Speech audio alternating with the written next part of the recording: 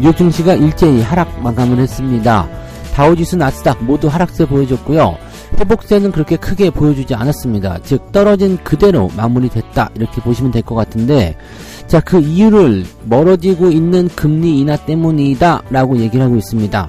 실질적으로 이제 금리 인하에 대한 기대감이 굉장히 낮아지게 되면서 투자자들 사이에서도 야, 금리 인하 이거 너무 멀어지는 거 아니냐, 뭐 이런 식으로 얘기가 나오고 있습니다. 자, 그런데 금리 인하가 정말 주가 하락의 주범이었을까요? 라고 좀 생각을 해볼 필요가 있겠죠. 자, 이 부분을 같이 알아보도록 하고요. 자, 실적 시즌에 다가오면서 반도체 종목들 주목해라 이런 얘기 있습니다. 자, 이번 주 금요일날 바로 삼성전자 실적 발표 얘기가 나올 텐데요. 어닝 서프라이즈를 기대를 하고 있기 때문에 주가가 고공행진을 계속하고 있습니다. 자, 이것을 앞에 두고서 지금 주가가 계속해서 올라갈 것인지 아니면 또 떨어질 것인지에 대한 부분들은 이제 살펴봐야 되긴 하겠습니다만, 실적 기대감을 가지고서 주가가 강하게 계속 올라간다라면 금요일날 우리가 좀 조심해야 될 필요성은 있을 겁니다. 하지만 여전히 반도체에 주목해라 이런 얘기 나오고 있으니까 이 부분도 어떻게 해야 되는지 알아보도록 하고요. 중국 소비주, 중국 관련주들이 최근에 조금씩 상승하고 있습니다. 중국의 경기 부양 기대감도 좀 나타나고 있고요.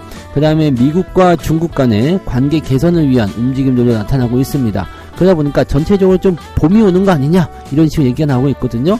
자, 그런 부분들 어떻게 봐야 되는지 또 알아보도록 하죠.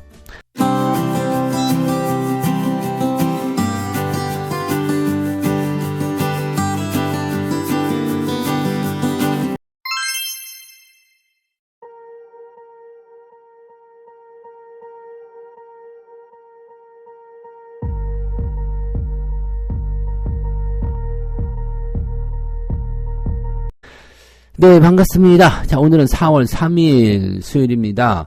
미국 증시 상황은 그다지 좋지가 않습니다.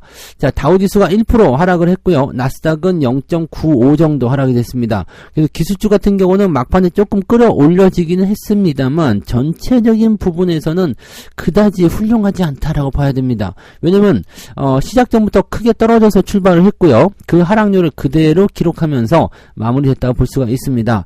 자, 그렇기 때문에 기술주 같은 경우는 그래도 조금, 올라가는 듯한 느낌이 좀 있었죠. 회복세를 조금 탔어요. 하지만, 여전히 0.95 정도면은 제법 낙폭을 크게 만든 거거든요. 그러니까 이렇게 떨어지게 되면서, 부담감을 그대로 가져가는 모습이었기 때문에, 시장 자체 분위기가 썩 좋았다라고 보기는 어렵습니다. 자, 도대체 뭐 때문에 이렇게 됐는지 한번 알아보도록 하죠. 자, 일단은 미국의 경기가 너무 좋아지고 있다 이런 얘기를 하는데 말도 안 되는 소리야 이렇게 될 수도 있겠는데요. 자, 제조업 경기가 일단 시장의 예상치보다 훨씬 좋게 나왔었죠. 네, 이거는 이미 다 말씀드렸던 부분입니다. 3월 제조업 구매관리자 지수 PMI 지표가 50.3으로 집계가 되면서 예상치를 다 상회하게 되는 모습이 나타나게 됐죠. 그래서 이런 식으로 나오게 되면은 기대감은 굉장히 커진다라고 볼 수가 있겠죠. 그래서 이렇게 되면 이제 경기가 좋아진다라는 식으로 얘기가 되기 때문에 연준에서 금리 인하를 안 할 수도 있다. 네, 이렇게 될 수도 있다는 얘기거든요. 그러니까 연준 입장에서는 실제적으로 이제 경기가 좋아지는데 서둘러서 금리 인하할 이유가 있겠습니까? 이런 식으로 얘기가 나올 수 있는 거예요. 자, 그 다음에 그 GDP 같은 경우도 현재로서는 이제 1분기 미국 실질 GDP 성장률을 2.8% 제시했다라고 되어 있죠. 지난달 전망치 대비해서 0.5% 정도 상향했다라고 되어 있습니다. 그러니까 성장률도 좋아져. GDP 성장률도 좋아지고 그 다음에 이 제조업도 잘 돌아가. 이렇게 되면은 현재 시점에서 그냥 긍정적인 상황이 이어지는 거죠. 경기 너무 괜찮은데요? 이렇게 얘기가 나올 수밖에 없겠죠. 자, 그 다음에 제조업의 경기가 올라가게 되면 물가에 대한 압박감이 일어날 수도 있다. 이렇게 되어 있어서 금리 인하 시점이 후퇴할 수 있다. 이렇게 얘기 나온다고 하는데, 제조업이 일단 활성화가 되면 공급이 활성화되죠. 공급이 활성화되면 물건값이 내려갑니다. 그래서 이 부분들 같은 경우는 인플레이션에 대한 부분들이 계속 높아지는 것보다는 끌고 내려올 수 있다는 얘기가 되는 거죠. 이렇게 된다. 그러면은 연준 입장에서는 꼭 금리를 내리지 않더라도 인플레이션이 서서히 잡혀갈 테니까 서두르지 않아도 되겠네요 라고 얘기가 나온다는 얘기죠. 자, 그러면서 국채금리가 계속적으로 상승세를 보입니다. 4개월 만에 최고 수준까지 치솟았죠. 10년물 국채금리는 얼마가 나왔냐면 4.35, 그리고 2년물 국채금리는 4.69 이렇게 되어 있다고 합니다. 차이는 계속 벌어져 있기 때문에 이 장단기 국채금리가 역전되기 전까지는 여전히 경기가 부담스럽다라고 봐야 되는 부분이 좀 되긴 하겠죠. 네. 자, 그래서 시장에서는 6월 금리 인하에 베팅하는 투자자들이 줄어들었다라고 되어 있습니다. 실질적으로는 이제 6월달 금리 인하 가능성을 63% 정도로 반영하고 있다고 되어 있습니다. 이게 장 초반에는 50%대까지도 떨어졌었어요. 근데 장 마감하고 나니까 63%로 어느 정도 진행이 됐네요. 근데 일주일 전에는 70%대였다는 것을 생각해 볼 필요가 있는 거죠. 즉, 금리 인하 쪽으로 기대감은 계속하고 있다. 6월에 금리 인하 할 것이다. 라고 생각은 하고 있지만, 베팅하는 투자자들은 많이 줄어들었다는 것을 확인할 수 있다라고 볼 수가 있는 거죠. 그러니까 금리 인하의 기대감이 옅어졌다라고 보실 수가 있는 내용이 됩니다. 자, 그러면 연준은 어떤 이야기를 하고 있을까요? 연준 인사들 발언 계속 나오죠. 메리 데일리, 네, 샌프란시스코 연은 총재는 올해 3회 인하를 예상한다. 그런데 긴급하게 금리를 내려야 될 이유는 없고 언제라고 특정할 수도 없다. 3회라는 것은 일단 확실시 될 것 같다라고 되어 있는데, 저는 4번 정도 할 것 같다 예상을 했잖아요. 근데 될지 안 될지는 모르겠네요. 나 지금 점차적으로 계속 이렇게 나오고 있어서, 이번 주 주말이 되면 이제 고용지표가 나옵니다. 고용, 실업률이 나오게 되는데, 실업률은 2월달하고 비슷하게 3.9 정도 나올 것이다. 이 정도 비슷하게 나오게 되면은, 네, 지금 금리에 대한 부분들은 조금 더 지켜봐야 되겠다 이렇게 얘기가 나올 수도 있어요. 근데 아직 멀었잖아. 솔직히 6월 중반 정도에 시작하는 FOMC에서 금리를 인하할지 안 할지는 지금 벌써부터 결정할 필요가 없습니다. 그 중간에 FOMC 한 번 더 있잖아요. 네, 5월 1일 네, FOMC가 한 번 더 있어요. 그러니까 지금 4월달 지표 다 확인해야 되고요. 그 다음 5월달 6월달 지표까지 확인을 해야지 6월 FOMC가 나온단 말입니다. 그러니까 벌써부터 막 그냥 실업률이 어쨌네 뭐 다음 달 되면 또 바뀌어요. 그죠? 네. 금리 전망 다음 달 되면 또 바뀝니다. 그러니까, 지금은 여기에 대해서 막 서둘러 가지고 얘기를 해야 될 이유가 전혀 없는데, 시장이 지금 많이 올랐잖아요. 많이 올랐기 때문에 그런 부분들에서 좋은 핑계거리가 됐을 것이다 라고 생각되는 거죠. 이거 뭐야 지표가 이러니까 저렇잖아 이러니까 그렇잖아 라고 얘기하면서 네 주식을 좀 떨어뜨리는 그런 효과로 만들어냈다라고 보시면 됩니다. 솔직히 얘기해서요 경기가 좋아진다는데 주가 떨어지는 게 말이 됩니까? 말이 안 되잖아요. 그러니까 이렇게 생각하면 상식적인 부분들이 지금 맞아떨어지지 않는다 그러면 다시 상식적으로 바꿨을 때 이놈들이 팔고 싶어서 이러는구나 라고 생각하시면 된다는 얘기죠. 자, 종목별로 움직임을 보시면 테슬라가 좀 많이 빠졌어요. 5%. 장중에는 제법 더 많이 빠졌는데 그나마 좀 올라온 겁니다. 그래서 4.9% 하락이 됐습니다. 1분기 차량 인도량이 조금 줄어들었다. 이렇게 얘기가 나오면서 부담감을 좀 키워줬었고요.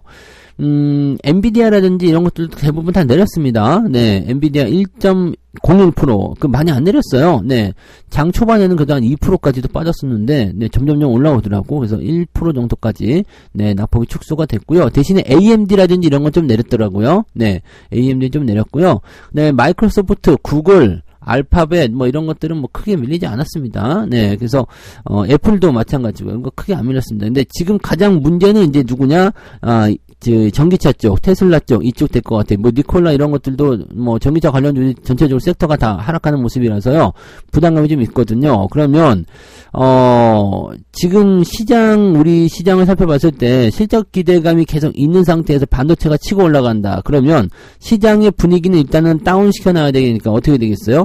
2차전지 쪽, 그 다음에 바이오라든지 뭐 등등, 뭐 자동차가 또 빠질 수도 있고요. 그래서 그런 쪽의 움직임들, 어디와 비슷한 움직임이 나올 수도 있고요. 만약에 오늘 반도체를 때리고 들어간다 그러면은, 네, 오히려 이제 어제 많이 떨어졌던 종목군들이 반등하면서 분위기를 조금 역전시켜 줄 수도 있겠죠. 그래서 그런 쪽으로 우리가 해석해 보실 필요가 있겠습니다.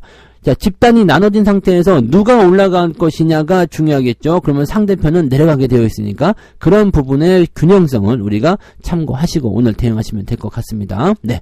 자, 그러면 두 번째 이야기 살펴가 보도록 합니다. 실적 시즌에 대해서 이야기가 나오는 건데 반도체가 이끌 것이다. 자, 이렇게 보면 반도체가 계속 가야 될 것 같단 말이에요. 그죠? 자, SK 하이닉스의 1분기 영업이익은 2조 원대 전망도 나오고 있다. 근데 너무 앞서가는 거 아니냐 싶은데, 지금 KB증권에서 나온 얘기예요. SK 하이닉스의 1분기 실적은 매출액이 12조 2천억, 영업이익이 2조 1천억 원 정도가 나올 것이다. 이거는 진짜 어닝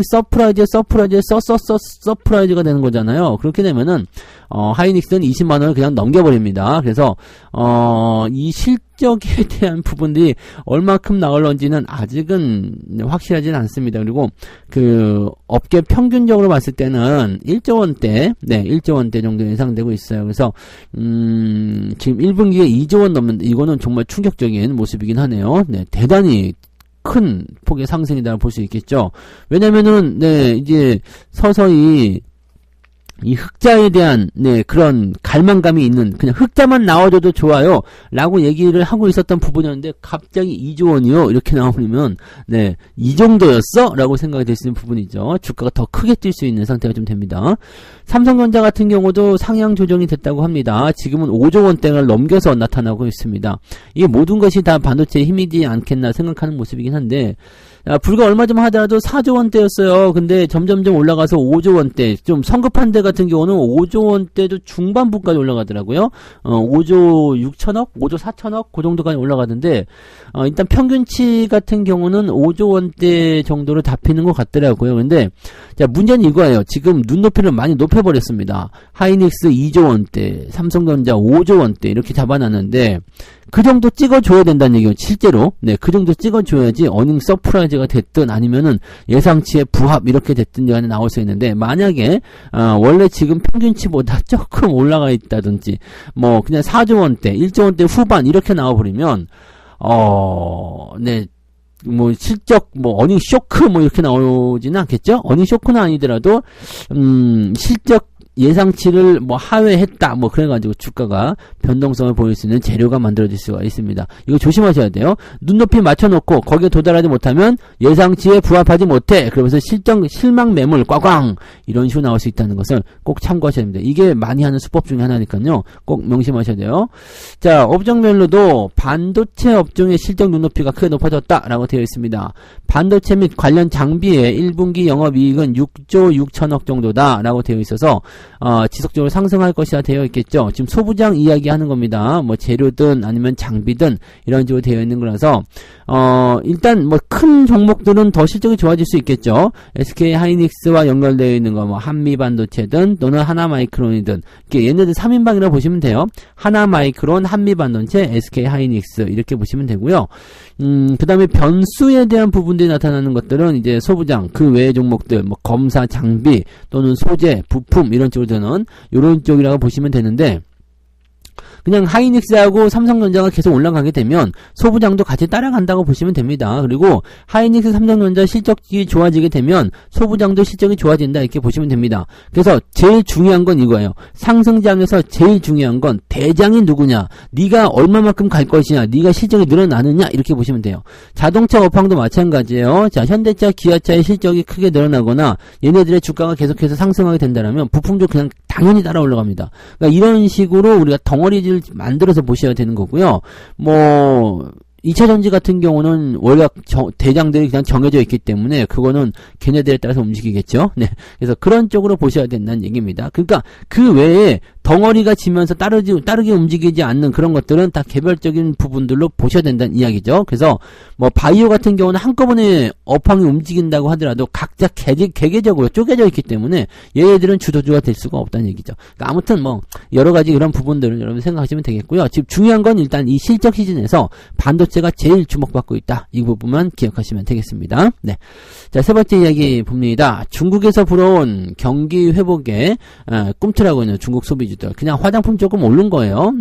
화장품 조금 오른 건데 워낙들 많이 내렸었기 때문에 화장품 조금 오른다고 해서 뭐 그렇게 크게 와닿거나 그러지 않습니다. 하지만 이제 바닥 잡고 돌아서고 있구나, 그 다음에 중국이 점점점 좋아질 수 있겠구나 라는 생각으로의 기대감이 좀 나타날 수가 있습니다. 하지만 화장품 분명히 생각하시는 게 중국 쪽으로 많이 기대가 걸면 안 됩니다. 이제 자꾸 빠져나와야 된다고 계속 말씀드리지만 이거 지금 중국 쪽에 대한 어떤 기대감도 당연히 생기겠지만 원래 이제 다른 쪽에서 돈을 잘 벌고 있는데 뭐 중국까지도? 라는 식의 느낌이 되어야지 돼요. 그래서 중국에 목숨 걸고 있는 종목군들은 주가 변동성이 생각할 수도 있겠지만 지금 제 생각에서는요, 그쪽으로 걸다 보면 또 뒤통수 맞습니다. 그러니까 전체적으로 그런 것들 주의하셔야 되고요. 중국의 경기가 좋아지더라도 뒤통수를 맞는 거예요. 그러니까 지금은 전 세계 기업들이 탈중국을 자꾸 외치고 있는 부분들은 그러한 내용들이죠. 자꾸 뺏겨가려고 하고 뒤통수를 치려고 하고 이런 것들이 안 좋다는 얘기지. 그러니까 아무튼 그런 부분들은 좀 생각하실 필요는 있겠고요. 그렇다고 해서 중국의 소비력이나 이런 것들을 무시할 수는 없겠죠. 그래서 어느 정도 관계는 유지할 때 너무 이쪽으로 빠져들지는 않아야 될 것 같다 생각합니다. 그래서 뭐 실제적으로 이제 화장품 관련주들은 이렇게 보시면 좋습니다. 중국 쪽에 연결고리도 조금 있어. 그런데 북미 지역이거나 또는 아시아 이런 쪽으로 이제 넘겨서 또는 유럽 이런 쪽으로 비중국 지역에서의 매출이 증가하는 그런 종목군들 위주로 보시는 게 중요하다. 이렇게 보실 수가 있습니다. 그래서 대기업들은 중국에 너무 깊숙이 들어가 있는 부분이 있어서 조금 부담스럽죠. 그러니까 그런 것들만 이제 서서히 걔네들도 생각이 있으면 이제 조금씩 줄이지 않을까 생각은 해봅니다. 네. 자, 그래서 이런 부분들은 도대체 왜 일어나는 것이냐? 중국의 경기가 좋아지고 있다는 얘기죠.